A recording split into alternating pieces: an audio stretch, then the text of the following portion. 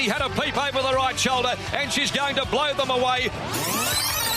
But Northerly, Danny Miller pumping away, and Northerly wins the railway. Welcome to Racing Rewind. Our panel will review and digest the Prime WA Saturday Thoroughbred meeting from 24 hours earlier. If you have an opinion, send a text to 0427 789 571.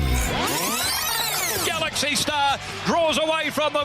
Pike Magician. Yes, William Pike will be a special guest on Racing Rewind. Lockie and Michael, a very good morning. Good morning, Marty and Michael. What a day it was at Belmont Park yesterday. A terrific crowd, actually. Driving into the races yesterday, the car park was absolutely packed, and you knew you were in for a jam-packed day. Old Mate Spa was back at full flight, watching the footy and the races. It was actually a great day, and clearly the highlight being Western Empire's win in the Belmont Sprint. Morning, boys. Morning, listeners. Yeah, I loved it yesterday. Back at Belmont Winter Headquarters, and the weather could not have been better. It's probably wishful thinking for the yard man, hoping that weather sticks around all year, but probably won't. But no, it was terrific out there. The footy set up nice and intimate indoors. They do a wonderful job now with the winter setup, and the racing I thought was fantastic. Some of those fields yesterday were carnival-like, and the track itself couldn't have picked a hole in it. It was fantastic. Looked outstanding. The coverage and just how green the grass was, and the way it played, I thought was super. We had leaders win. We had horses come from last, settled just behind the speed. I think you'd have to be a very, very big critic to find a flaw or a bias there yesterday. Couldn't agree more. I think that was the most fair I've seen a track in WA in the last 2 to 3 months. It was prepared very, very well. What about from the steward's room? Not a great deal to report. Sean McGrady received a reprimand in race 9, and Chris Parnham also received a warning for steadying the pace in race number 2. Clear Johnston Porter came off his rides during the day as well, had a migraine, unfortunately, and he looked a little bit worse for wear as well when he walked past us, so hopefully he's feeling a bit better today. And Elsafina was a big scratching, came out at 12:22 p.m, sustained a bit of a stable mishap when going onto the float by all reports. So she was likely second favourite for that Belmont Sprint, but missed the start. The stable still won the race with Western Empire. Tell us right now, off the top, how good's this fellow? Oh, well, not too good for Lockie. He was beaten in a photo finish there. And, geez, wasn't that photo or it was deceiving. I thought Western Empire won clearly, and then damn close, bloody oath. And then watching the winner in the slow mo, it was really Searching Rocks made a terrific dive. Took about 2 or 3 minutes. The horses are almost back to scale by the time. That's even worse for you, isn't it? When you think you're beaten, then you think you're a chance. And then imagine having to do a post race interview. And now it's filthy. And now we've requested Pikey on this morning just to really rub it in. But no, he's just different gravy, isn't he? Yeah. Western Empire, where he came from in the run, and he's just going absolute great guns, and you'd think he'd be starting a prohibitively short favourite now in the mile. Next start, he was already, $1.80 yesterday, but was granted off the opinion there's still a bit more improvement in him after the race. Well, what was his comments that he's perhaps lightened off a little bit? So it was really interesting. I think they're going to tinker around with his training between now and the Hyperion. Just reading between the lines, it sounded like they weren't completely happy with him. On the day when Grant looked at him in the mounting yard, he thought that there was still some things he could tinker with to have him in better shape in 2 weeks' time. Yep. In the lead up to the race, the horse was flying, couldn't fault him, but interesting to note that Grant just thought he had a touch of improvement in him heading towards the mile in a couple of weeks. He's a big, strong horse now, and not lanky, but he's grown to a bigger type. He was a little bit lighter yesterday, but I just thought he was rock hard fit. But perhaps if he is going to the mile, then the 2000, then they probably wouldn't want to be scraping the bottom of the barrel just now, would they? That is for sure. Right, let's kick it off. Race number 1, the Tab Touch West Speed Platinum Handicap, and this was over the 1,600 metres. For the shortcuts, coming to the turn, they've got 400 to run. Imperialise, this baldy-faced chestnut, straightened up in front of Arnie's Boy. Emerald Trader's been 3 deep the duration. My Fury searching for rails run, not a lot of room down there. Tenacious Reward around heels, Lover Session. As they went to the 200 though, Tenacious Reward had hit the front. On the outside, outside is Lover Session, battling back Imperialised. Tenacious Reward, though, clear by a length. Lover Session, who won't get to it. Tenacious Reward wins the first at Belmont. Tenacious Reward beat Lover Session, battling on into third spot. Emerald Trader after being deep the duration. There it is. Paul Roberts wins the first with Lakdar and Tenacious Reward. Tenacious Reward, a really good win this, settled 3 back at the fence behind what looked a fairly genuine tempo, and I thought there was a key move here at the 500 metre mark where Lucky was able to get off the back of My Fury, who was in the box seat, get into the moving line, and from there that was the winning move and what won Lakdar and Tenacious Reward the race. Paul Roberts has always been very open and honest in regards to this horse's breathing issues, and he needs things to go his way for him to produce his best. And as most people will know, a clear, unimpeded run for a horse that has that slight wind issue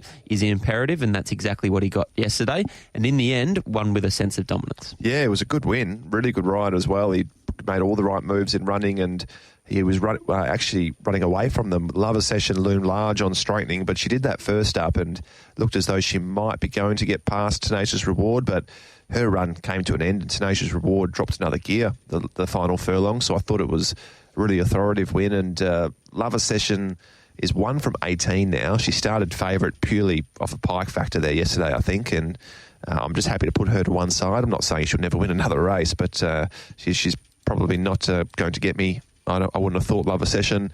Emerald Trader's been really good. His 2 runs back. He was 3 deep, no cover the trip yesterday. He looked outstanding in the yard. I think there's a win in him. This is his grade as well. I think Emerald Trader, he'll pick up one of these West Speed Platinum miles. Yeah, absolutely. And the rest of the field had their chance. Imperialise was backed into $5.50, started well in the market, but was a bit disappointing. And Arnie's boys sat outside of him and tired late. But outside of that, My Fury probably got squeezed for a bit of room on straightening, but was still beaten 6 in the end. So all honours to Tenacious Reward, and Emerald Trader probably the horse to follow from the beaten brigade.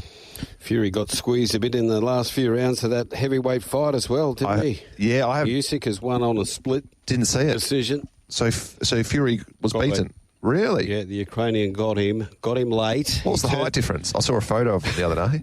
He turned it around. He was, at one stage, Fury was trading at about $1.08, I think.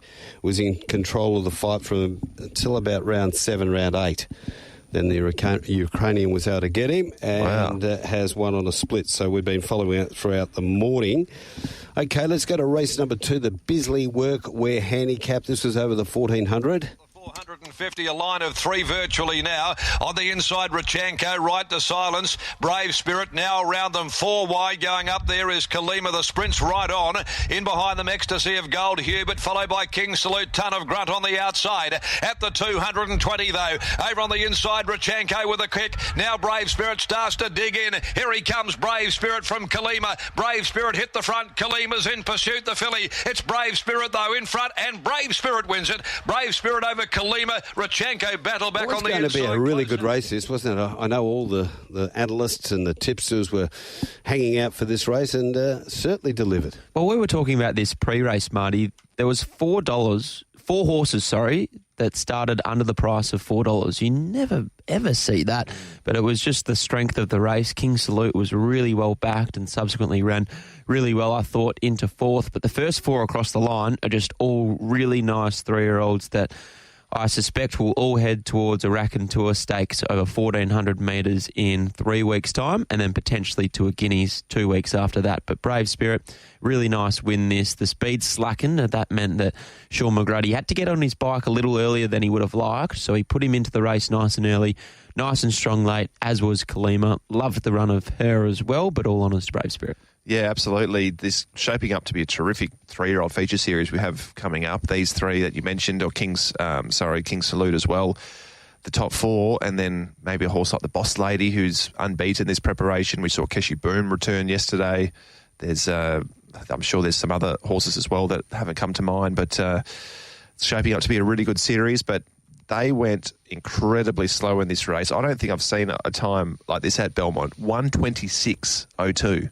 Yeah, 1:26. That's incredible. If you compare to the other 2 1,400 metre races on the day, one of them was a 66 plus. The other, of course, was the Belmont Sprint. If you put every leader from all three races together at the 800 metre mark, the 66 plus leader would have been 15 lengths in front, and the Belmont Sprint would have been 23 lengths in front. Right. That is just wild how slowly they went there yesterday, and I think that made the effort of Kalima really good. 60 kilos, sustained run, stuck on really well, and reading the steward's report, was accidentally flicked over the nose by the whip of another rider just before the finishing post as well, which I'm sure probably took away from her finish there. So it was a good effort from her. Brave Spirit's a really, really nice horse in the making, and Richanko probably wasn't suited by how slowly they went in the end. They went that slow that the other horses ended up heading him, but he fought back and was only beaten a half length. I thought that was a good effort.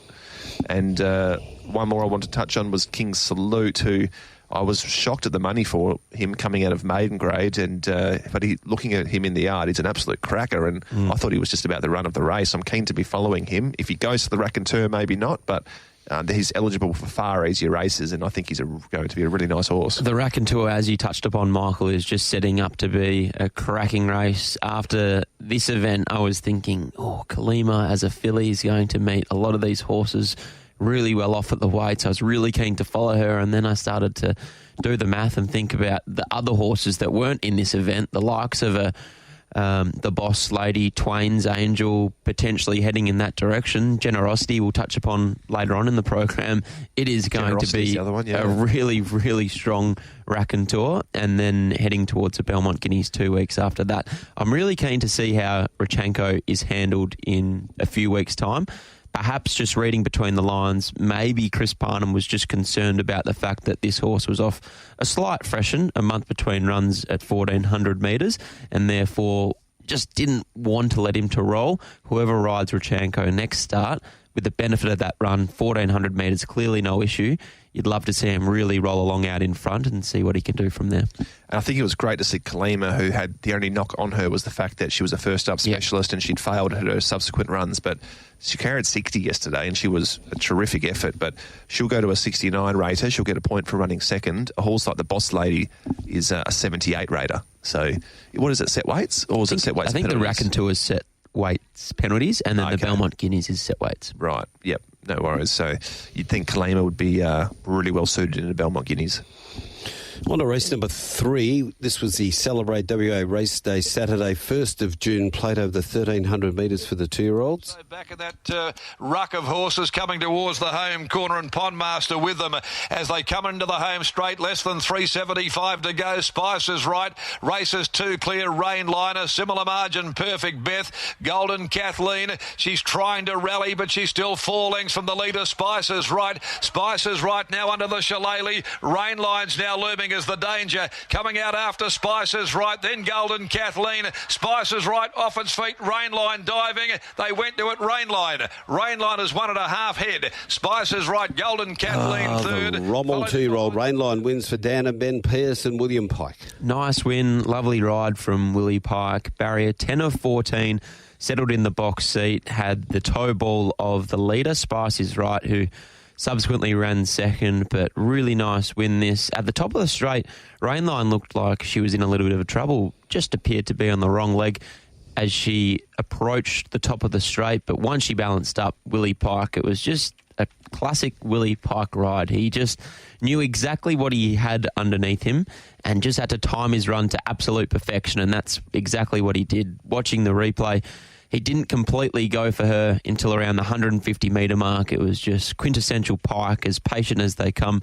And once she really got into overdrive, she was able to get over the top of Spice's right late. It was just a perfectly timed ride. Yeah, understated ride, wasn't it? It was fantastic. I don't think many other jockeys would have won aboard her yesterday. She's a really nice type of a horse, big, athletic. I think she's got a really bright future, and she was quite unlucky her first run. She probably should have won. She was 3 deep the trip. She had a little bit of traffic issues last start as well when she ran second, so she hasn't really put a foot wrong and was able to go one better there yesterday. Spice is right, is racing really well, good tough on speed horse, and like the one his previous start, beaten a nose there yesterday, so he's clearly progressing well.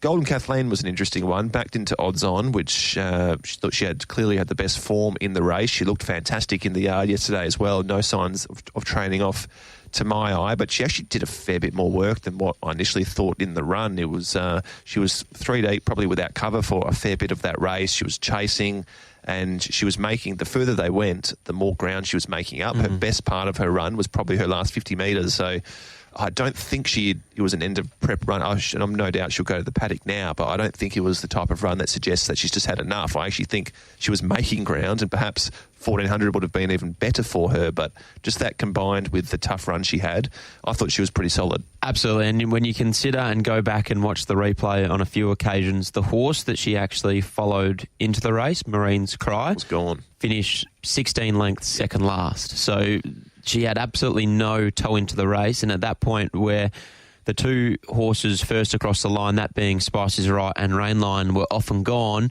she was held up behind a tiring horse. Stevie had to go around that galloper, and when you consider the fact that she was only beaten, 0.9 of a length late, that may have been the difference between winning and losing late, but still, all honours to Rainline. A horse that caught the eye late for mine, Pondmaster, green as grass, run of the race, running around just about everywhere, but found the line really well. I think Ike has a nice horse on his hands there. Yeah, pretty naughty pre-race as well, so I think there's a natural improvement there. Perfect Beth was a solid run, had the run of the race, stuck on well. Big Shots I thought was the disappointment. Looked super yesterday, and was tracking Golden Kathleen in the run, but Golden Kathleen had to cover ground and was strong late, whereas Big Shots was a bit disappointing. So it was probably the below par run of the race. Okay, race number 4. This was the Happy 40th Danny Wilkinson handicap over the 1,000 metres. Flirtatious Miss leads the way. Coming into the home straight now. She's out by about a length, Miss Flirtatious. Over Avoidance with the big baldy face. Down on the inside, Military Power. King's Honor now being called upon. Estimator. Here comes Yerdadi. It's starting to wind up now with a head full of steam. They went past the 150. Miss Flirtatious joined by Yerdadi. Tudati goes up, grabs the lead now, puts pay to them, and Tudati pulls away. Tudati won it comfortably. Tudati by about 2 lengths at the finish. Second home is Miss Flirtatious. Well, there was a lot of money for this horse. A lot of people were doubting whether that money should have been so strong for it to win, but gee, it was an impressive victory. Certainly was, Mark. Some win this. The way this horse travelled, and I love the way Brandon Louis handled this horse now as a senior rider. Obviously, he just rode the horse like the best horse in this race, kept him out of trouble, and from there, didn't he show a super turn of foot late, whether it's over 1,000 or 1,200. Justine Erkland's post-race basically said the ratings of the races will just determine where he goes to next, and I love that approach. He'll race every 2-3 weeks, and now that he's at Belmont Park, he clearly does his best racing here, and also does his best racing when he can get his toe into the ground. So hopefully, with a little bit more rain over the next 2 to 3 months, we can really see this horse go through his grades. I was just about to say that, with his the exciting thing is that was on a good track there yesterday, and he's still probably a wet tracker. Did she say the reason for the lengthy break was just waiting for Belmont? Or was there an issue? Yes and no, there was an issue. He had a chip removed. Right. But essentially the camp only had to give him a 3-month break, but then basically said, we know he goes well at Belmont. We know he performs well on wet tracks. We'll be extra cautious. We'll give him 6 months off, and they're seeing the fruits of that now. Serious win. I think it's just about the win of the day. I was looking to make horses behind him, horses to follow, but he carried 59. So Celebrity Prince was 59.5. Tudati ran home nearly half a second quicker than anything else the last 600. I just thought it was a complete win, and it was an arrogant win in the end, and you'd think there'd be more improvement in him moving forward. 1,200 metres, you wouldn't think would be without the realms of possibility. The soft track we've mentioned already. Miss Flirtatious is going really, really well. The horse that I tipped going into yesterday skipped clear and appeared to be a good chance on straightening, but Tudati was just way too classy over the late stages. Celebrity Prince, I'm sure the camp would have been wrapped with that run first up. 1,000 metres, way too short, and hit the line really, really well. Wicked Venom continues to race well every start, and King's Honor was probably only fair. Enjoyed it, the run of the race, and I thought was produced at the right time, but but I don't want to say end of prep because he's only had, 2 or 3 runs, or 3 or 4 runs this prep, but yeah, he was probably a shade disappointing. I agree. One of my horses to follow out of the meeting will be Celebrity Prince. I just thought he found the 1,000 far too sharp. You can see Tudati basically drop him off at around the 300-metre mark, just exploded away from him, but I thought Celebrity Prince was really strong to the line and also after the line. 1,200 next start, provided he doesn't have to run into Tudati. I think he'll be awfully hard to beat. And one horse that went around 50-1, Trespassing, had no luck, was 3 and 4 wide, no cover the trip, and is only a Class 1 horse. Actually finished in that big clump of horses midfield, was beaten 6 lengths, but I didn't think was entitled to finish alongside a horse like King's Honour, who was 1-1, and Trespassing could drop back into a Class 1, a Class 3 or something, and get under the guard, considering he went around at 50-1, so just a little bit of a watch on him. Got plenty of texts lined up here as well. We'll get to them, but keep them rolling in on that Retrovision text line, 0427 789 571. A lot of love there for Michael Heaton. Oh, I bet. So we'll be getting to some of them very soon. But race number 5, the Amelia Park Handicap over the 1,300 metres, taken out by Best Mood. Back there in the field with Plays with Fire, Wango Award, and he's certainly riding a very patient race on Generosity, about to come to the outside at the 250, and Best Mood's the first to come out after Beccalotti, who'd gone to the lead. Kermit's Luck put the cue back in the rack on the inside. Beccalotti, Best Mood's, Nobel Lawrence now, Generosity. She's coming late. The post is coming though. Best Mood's is in front. Best Mood's wins. Best Mood's from Generosity, who left a run very late to get there from Nobel Lawrence. Beccalotti close up near the inside with Plays. Well, there it is, the win to Best Mood, beating Generosity and Nobel Lawrence. Now, before we go, because the text line has been pretty hot on this one, there's a couple of texters not happy with the ride on Generosity. Interested in your thoughts on Generosity. Was a very costly second for me. That is Dean. And another chap says, is it time for a rider change? Oh, so what happened there? Tell us what happened. My initial thoughts on the rider change probably would be no. She stepped slow again yesterday and she didn't have it back to follow. There was no one really taking her into the race. You could probably say Chris might have been a little bit patient on straightening, but I think he was just letting her click through her gears. That's if you want to be super critical, but she's just one of those get back, run on type of horses. And we said it a couple of weeks ago. That's just her racing pattern. She's going to be a hard horse to catch. I wouldn't be surprised to see her better suited at 14 to a mile. She didn't quite run out the mile last preparation, but looking at her yesterday, she's furnished into quite a sort of long-rangier type of a horse, and she's sort of racing that way as well. So I think 1,400 metres, I know we've been saying it, but that she's probably not a betting proposition the way she's getting back and running on, but I thought she was just about the run of the meeting, all things considered, there yesterday. So I'm just not willing to drop off her just yet. I know she's one win from, 10 starts now or thereabouts, but I think when the penny drops and she probably gets to a suitable distance, I do think she's the sort of horse that could go bang, bang. Here's a question without notice. Provided that she goes to a Raconteur in 3 weeks' time, which seems like the logical progression for many of the 3-year-olds that raced yesterday, she probably starts between $7 and $10. Would that type of price interest you in a race of that nature, knowing that you're going to get an each-way price, almost an insurance with her racing pattern?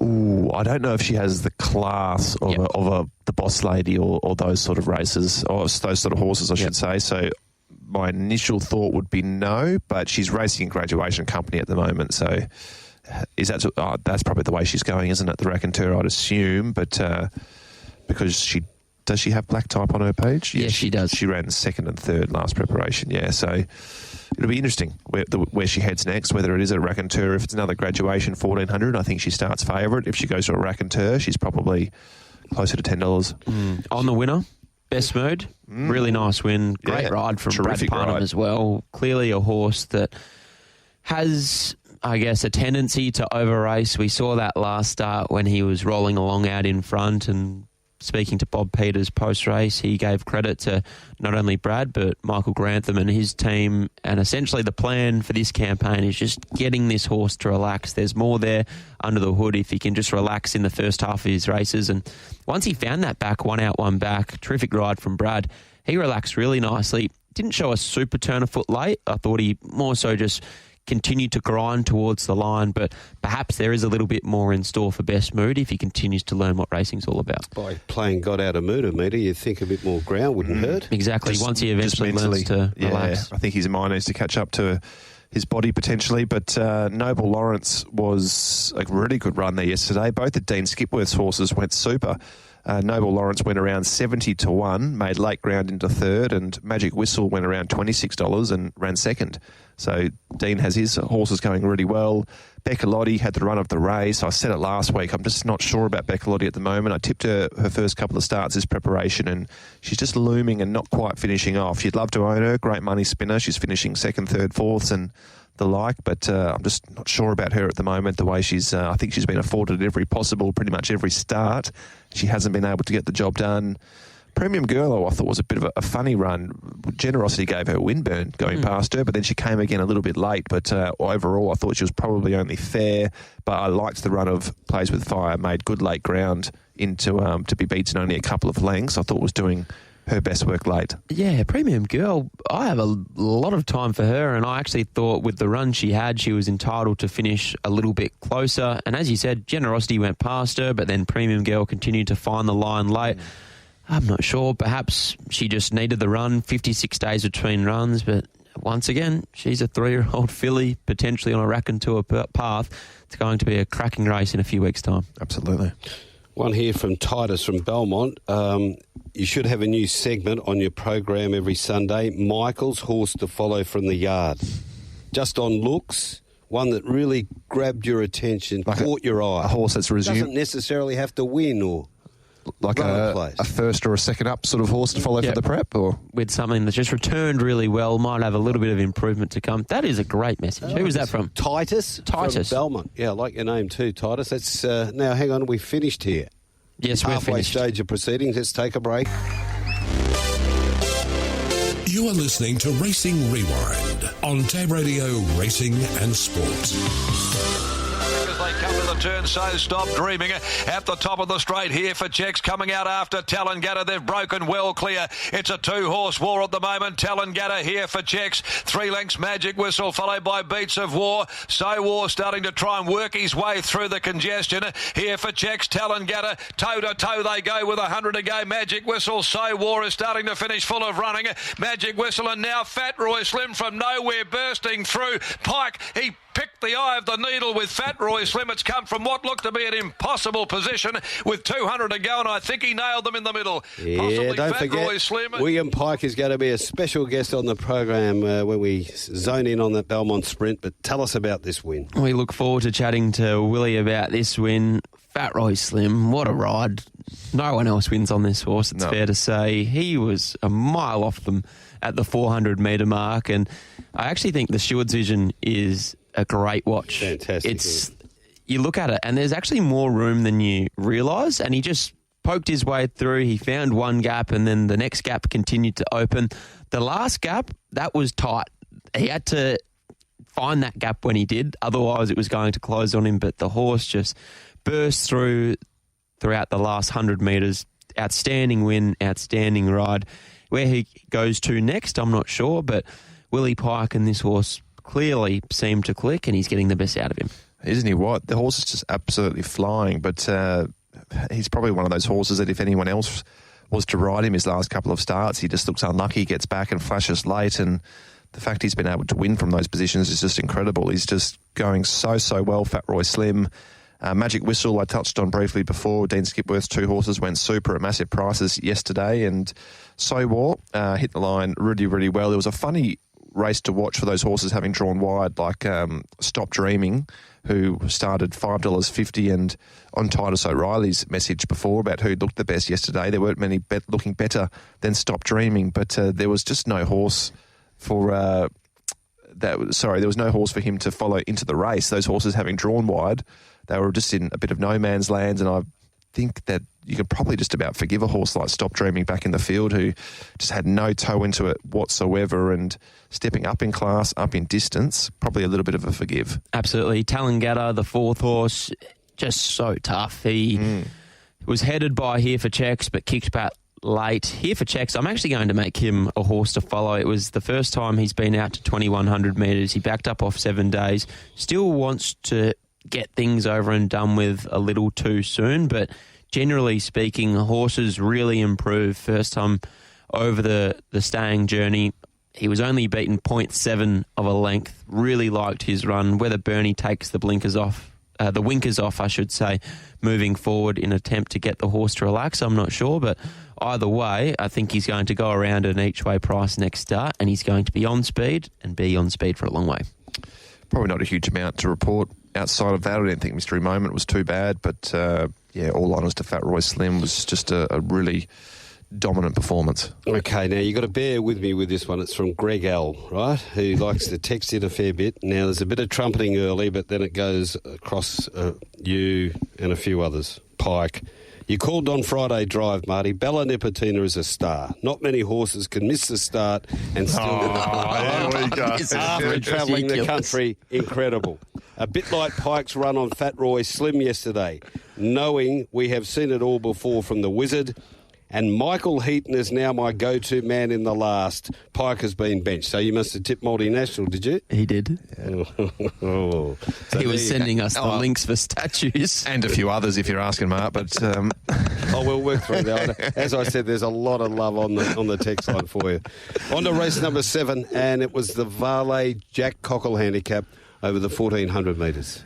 Tested out, Fast Flicker making a move 3 wide. In behind them came at the head of the others, roped them in, searching for the way clear and squeezing right up near the inside. And down the outside is Antique Miss from Count the Sessions. At the 200 though, Fast Flicker's the leader, roped them in, trying hard to get on equal terms. Roped them in on the inside of Fast Flicker. Fast Flicker hanging on tooth and nail. Roped them in, can't quite get though to Fast Flicker, and Fast Flicker staved it off to win. Fast Flicker won from Rope them in, who had its Tony chance. Triscari training performance at the moment is fantastic. I see the money was on Fast Flicker again. Beats Rope them in, and Antique Miss with Classic Rogue.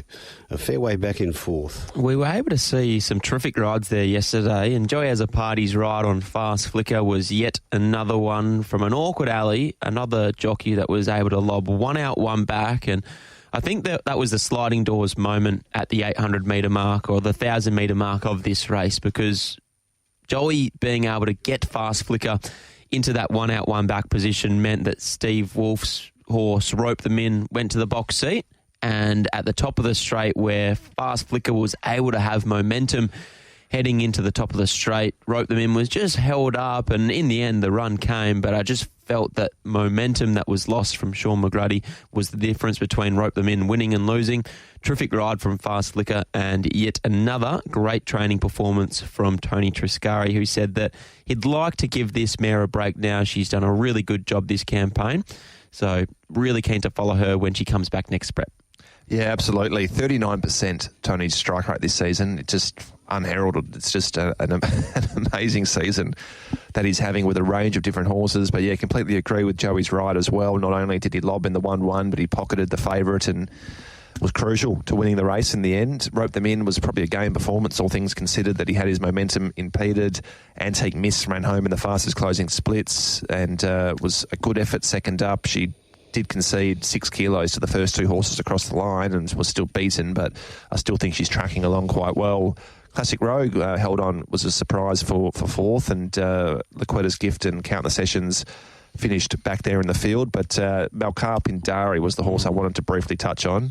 Looked like a world beater first up, and since then hasn't fired a shot. I'm not sure what to make of her because she looked outstanding again yesterday and didn't really appear to have any excuses, but perhaps that first up run just really flattened her. But she came from a long way back, and it was a super, super win. So I dare say she heads to the paddock now, and wouldn't be surprised to see her come back and be competitive in races like a Jungle Mist, Jungle Dawn, and those fillies and mares listed races. I think would be really suitable for her. Get those texts in, and also get your Sunday Saviours in on 0427 789 571, the Retrovision text line. Birthday shout-out time. John Short, he's Made it to 81 years, father of the son, Brad of Maylands. Good on you, Shorty. Enjoy your day today. I'm sure it's going to be a beauty. The son will look after him, buy you a beer or two. Triple Missile also hugging the fence now. Pike's come to the outside with Western Empire, and he's asking him to go. At the 300, Baby Paris leads the way. Search and Rocks looming as the danger, though, from Red Can Man, Comfort Me. And here's Western Empire. Western Empire down the outside. Ranges up, comes to Search and Rocks. Western Empire, Search and Rocks coming away. Western Empire, Search and Rocks, they went to it. Gee, not much in it, but the favourite scraped in. Western Empire, I reckon, won this a short half head. Search and Rocks, there was little in it at the finish. Magnificent Lockie, Andy come back, mate. Come back. Lockie. Lockie's still here. Oh, he was a dejected man after the race. Yeah, but he picked Bounced himself, back. dusted himself. Ultimate professional. There's worse things in the world, boys. We've got a special guest joining us, the man who rode Western Empire in that Belmont Sprint yesterday. William Pike's on board. Very good morning, Willie. Good morning, guys. Morning, Willie. Congratulations again on yesterday's victory. Western Empire, how do you compare the feel he gives you now in comparison to when he won the Railway Stakes in 2021 and obviously ran second in the Kingston Town after that? Thanks for your kind words, Lockie. I know you don't really mean it. You should have heard what I was saying about you off air. No, it's he's fantastic.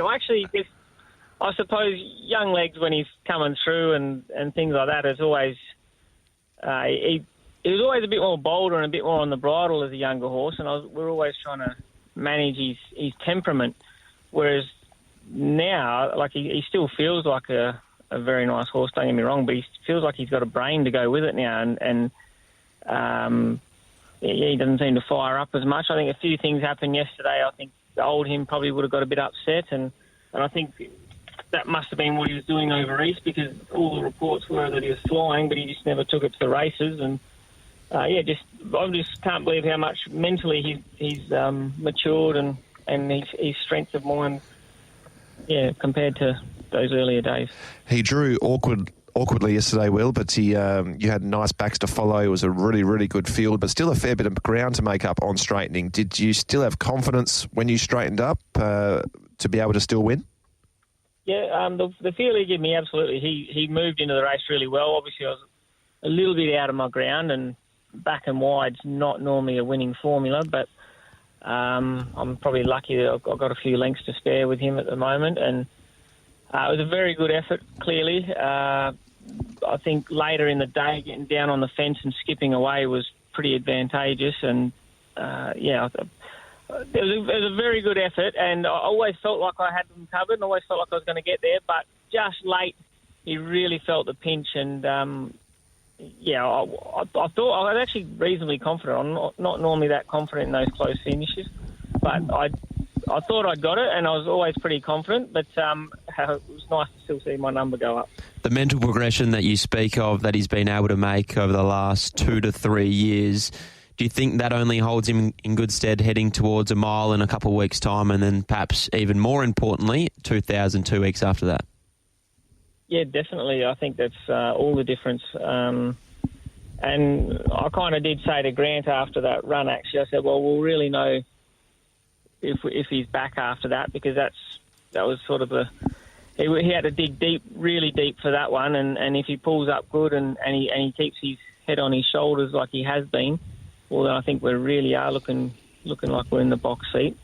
But I'm a little concerned that I might have hurt him there, but we'll see. That's Grant Alana's job. They'll pick him up off the canvas and get him there. But the way he's been getting around, if he keeps his mind, he keeps the same mindset that he has been, I'm not one bit concerned about the mile or the next one. Okay, well, you said he felt the stitch late at the end of that 1,400 metres. Was that just fitness? No, it wasn't fitness. I was 18 wide and sustained a run from the 600. Okay. Yeah. What about the stablemate Keshi Boom? Had a tough run there yesterday, but what did you make of her overall? No, I think I must have struck too early in the day. I fell asleep. I'm pretty disappointed with myself after that one. It was just a nothing ride, and a horrible performance on my part for a horse first up. I drew sticky. Everything was always on paper it always looks sticky, and I tried to do something about it and just made a mess of it. Yeah, but we're happy with her and the way she felt and everything. On Keshi herself, that was me having a little rant myself. But on Keshi herself, she felt really good. Yep. She was actually brave enough. She still let down and still tried to go. And like a young horse, first up, I thought she was great. Really good. How about the win of Fat Roy Slim? Are you just enjoying riding a horse like this at the moment? A horse that you point towards a gap and he just seems he just seems well and truly obliged to take the gap whenever you ask him. Yeah, well, I thought I was in no hope at the top of the straight on him, but it's the only thing they do still give you a bit of confidence. The way you're letting down underneath you, they do still fill you with confidence that you might be able to pull it off. But he's been quite good to me so far for 2 runs, and I do like riding because I think he's a horse that needs to be shut down early. And then he's got all that for you late. He's a very willing horse. If you let him do it, I think he'd go 100 mile an hour early and try and take all those gaps early. But I think being held up for the late kick, he's enjoying that as well. And I just like the way he runs right through the line. Anything less, and we don't get there yesterday. And yeah, I just enjoying riding a horse that from the top of the straight all the way to the line, he doesn't miss a beat. 100%. Just a quick one before we let you go. I thought I saw you stride out a little bit better the other day. How's the foot going? The ankle? Yeah, the heel. It's heel? okay. Yeah. It definitely pulls up rough. So like today, it feels a bit puffy and swollen, but the pain levels are fine, and I'm sort of. I don't know if I actually am striding out better, but sometimes I think I am, and but. I'm here at tennis lessons with my son now, and I'm not getting out on the court anytime soon. And Will, before we let you go, passing of your old boss and mentor Jack Cockle, been a tough week for you? Not really. I look at things the other way. I try to remember the man that was and the good things and everything that he did for me and everything that he did for everybody. He was very much everyone enjoyed the character that he was, and I kind of go the other way. I try to remember all the good things and, enjoy the memories, enjoy the good memories, and, it's sad that he's gone and he will be very much missed, but also he left his mark on my life, and, and I want to remember the positive. Good. Well said. Good to hear. All the best, Will. Thanks for coming on the program today.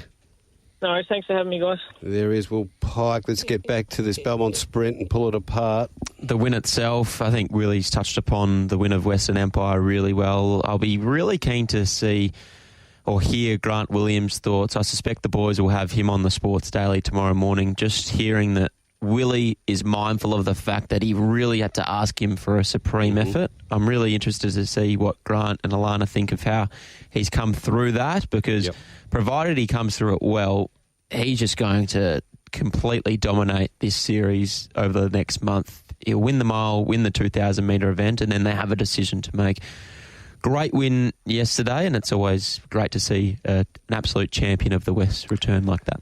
Yeah, Search and Rock's narrow, heartbreaking second there yesterday, but sharply improved performance. Finally drew a barrier. Gates 12, 14, 14, 14. Her previous 4 runs, and barrier 1 there yesterday. Had the run of the race, and she just flies at Belmont. She's had 10 starts at Belmont now for 5 wins and a couple of placings. So I think a combination of the gate, the draw, the back to Belmont, it's all worked for her yesterday. Hopefully she'll progress to the Hyperion, won't she? Yep, she will. Yep. Magnificent Anti was the supported runner in the race. It was huge money. He halved, and it was about $14 or $15 into 7, and was really unlucky as well. He was held up badly on straightening, and then he eventually got out, peeled around heels, and he flashed late to get up for third. It was a huge effort, so he's clearly tracking career best. Comfort Me ran his usual type of race into 4th, and I thought Ginger Baker was really good there yesterday. He was the pick of the yard if you had to go purely off looks, and he's racing accordingly as well. All 3 runs his preparation have been really, really good. Outside of that, Triple Missile was unlucky. Was held up at different stages. Down the line. Yeah, it was held up at different stages in the straight, but the rest of the Beaten Brigade, I don't think anything would be turning the tables on Western Empire anyway, but in particular, I think they'll have their work cut out for them. Exactly right. heading to the mile in a couple of weeks' time, it's going to be a different dynamic because Fanta won't be there, Baby Paris won't be there. Red Can won't. No, I doubt Mood Swings would be there either. So all of a sudden, a horse like Maraschino probably takes his customary role as leader again. And despite the speed influences coming out of the race between now and the Hyperion, we know how Maraschino races best, so he's still going to have the marching. It's going to be a true run race, so still going to be a good clash, albeit Western Empire will be a very short-priced favourite and will be very hard to beat. Okay, we wrapped it up with the National Pump and Energy Handicap over the 1200. Just before we do, well done, Lockie, on your interview after the Belmont Sprint. Can't be easy after a photo finish.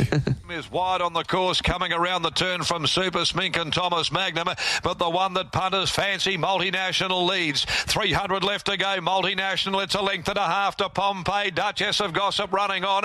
Amber Glide gets clear. Down the outside, Pike having to test Keshi Boom. They haven't got to Multinational yet. Multinational still in front from Pompeii. Amber Glide, Duchess of Gossip, but Multinational's in front. It's all the way. Multinational, punters have got it right. Multinational has won the last. Scored from Amber Glide and Duchess of Gossip. Okay, congratulations for the horse to follow last week. Multinational, Peter of Northampton, filled the bin up after a crook day. There you go, Multinational back to Belmont. We'd been speaking about it for months and months on end.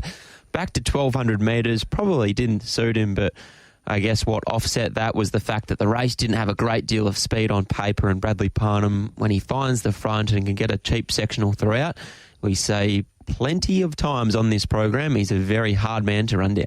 And I have always said as well, Neville Parnham's horses on the quick back up. I don't know why, but Neville Parnham's horses, he's one of the best at backing horses up. And yesterday, 1,400 back to 1,200, back to Belmont, leading, dropping 3.5 kilos, looked fantastic again. He got the job done. Amber Glide's just flying at the moment. This mare, I thought 1,200 second up after a really good run first up would be too sharp for her, but to her credit, she was really, really good. She's a big follow for me. Duchess of Gossip did it tough and was a game run first up, and Saloon Bar had traffic issues in the straight but flashed late for fourth. Also, Pompeii, I thought, was pretty solid. Actually, you can make a case for most of these horses. Keshi Boom was off the track. We heard Willie Pike give himself a clip moments ago, and Super Smink was pretty much on the bridle the whole straight, couldn't get clear, but ran home in the fastest splits, 33.43. I think her run was much better than reads on paper. She's another one that could go to the Raconteur Stakes. Throw her in to those 3-year-old features. On Racing Rewind, it is time for the boys to look back and determine who are the black bookers, the ones to be on next start, the horses to follow. Line them up. For me, Celebrity Prince loved his return. I think Michael Grantham stable's ticking over well. 1,200 next start, second up. Here for checks at an each-way quote. I think he'll improve a lot having his first run over a trip. And Amber Glide, just keep following. She continues to go around at big prices. She'll pay you back. I agree with those, Lockie. King's Salute for me. I'm hoping he doesn't go to the Raconteur because I think he'll be really hard to beat wherever he goes next with those good 3-year-olds going to those features. Too Darty, follow him wherever he goes next, and Amber Glide as well, up in distance, is ideal. And Kalgoorlie today, looking forward to seeing Mungo Jerry back. What about Vinyl last week? Oh, yes, handy. I was trying to work out who tipped that. Got up at bloody $10 or something. Yeah.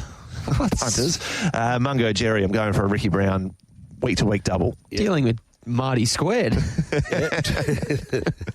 They reckon there's a couple of better at the station than me. 12:37 is start time for Kalgoorlie. Free entry, don't forget that. Community Day there on the Goldfields. Later to take us through the morning into the afternoon. Thanks to Sophie Stone for all her hard work and for David Short. Thanks for coming in, lads. Have a great day. Thank you. Thank you.